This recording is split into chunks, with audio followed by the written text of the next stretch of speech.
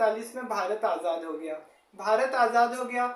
Britishers जाते जाते उस समय भी क्या बोल के गए थे कि अगर कई सारे प्रिंसली स्टेट्स थे, प्रिंसली स्टेट्स जो थे वो ऐसा बोल के गए थे कि प्रिंसली स्टेट्स के लिए अंग्रेज़ों ने ऐसा कहा था कि जो भी भारत से, वो अगर कोई देश अगर भारत से मिलना चाहे तो भारत से मिल सकते, कोई राज्य अगर उन्हें पाकिस्तान से मिलना हो तो वो पाकिस्तान में मिल सकते हैं या फिर वो अलग हो सकते हैं।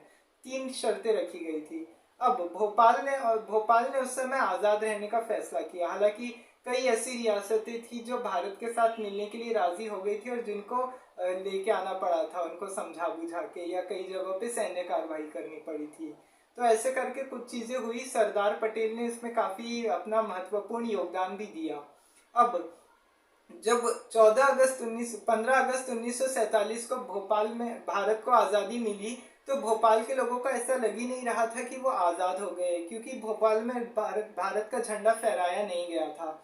भारत का झंडा नहीं फहराया गया था और नवाब ने ऐसा नहीं होने दिया था। अगर कोई भी अगर भोपाल में झंडा फहराता था तो उसके खिलाफ उसके ऊपर गोलियां चलाई जाती थी। नवाब वहाँ पे अलग अलग तरीके की कार्रवाई करता था। जो भी अगर भारत के समर्थन में पुलिस कार्रवाई करती थी या कुछ भी होता था तो उसमें नवाब की कार्रवाई होती थी, नवाब की पुलिस कार्रवाई करती थी। अब 2 साल तक ऐसे ही चलता रहा। लेकिन सरदार पटेल के कहने पर उन्होंने इंस्ट्रूमेंट ऑफ एक्सेशन भी साइन नहीं किया। इंस्ट्रूमेंट ऑफ एक्सेशन जो उन्हें साइन करना था, जिसके लिए उन्हें भारत में जुड़ना था, तो वो लॉर्ड माउंटबेटन को उन्होंने एक लेटर लिखा कि वो कांग्रेस के रूल को नहीं मानेंगे क्योंकि वो पाकिस्तान के कट्टर समर्थक हैं। नवाब हमीदुल्ला ने ऐसा लेटर लिखा लॉर्ड माउंटबेटन को। अब माउंटबेटन ने उसकी चिट्ठी में जो उनको जवाब दिया, चिट्ठी में उनको क्या जवाब दिया कि उनको ऐसा जवाब दिया कि उनको भारत में ही शामिल होना पड़ा। अब उन्हें ये बोला गया कि अगर आप पाकिस्तान या दूसरे देशों में अगर शामिल होते हो, दूसरे देश या पाकिस्तान में अगर पड़ोसी देश में आप इस तरीके से तो शामिल नहीं हो सकते। तब उन्होंने इंस्ट्रूमेंट ऑफ एसेशन साइन करने के लिए काफ़ी समय मांगा, 10 दिन का समय मांगा। सरदार पटेल इसके लिए राज़ी नहीं हुए।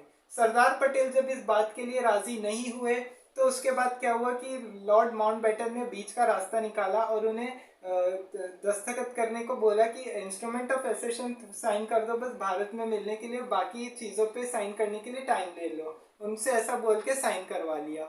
अब उसके बाद क्या हुआ, अब 10 दिन के बाद उन्होंने उसके बाद ऐसा तो हो गया, साइन तो कर दिया नवाब ने, लेकिन नवाब के मन में उस समय भी कुछ ना कुछ चल ही रहा था। वो किसी तरीके से जुगाड़ लगा रहे थे कि वो पाकिस्तान में शामिल हो जाए। अब वो मोहम्मद अली जिन्ना के अच्छे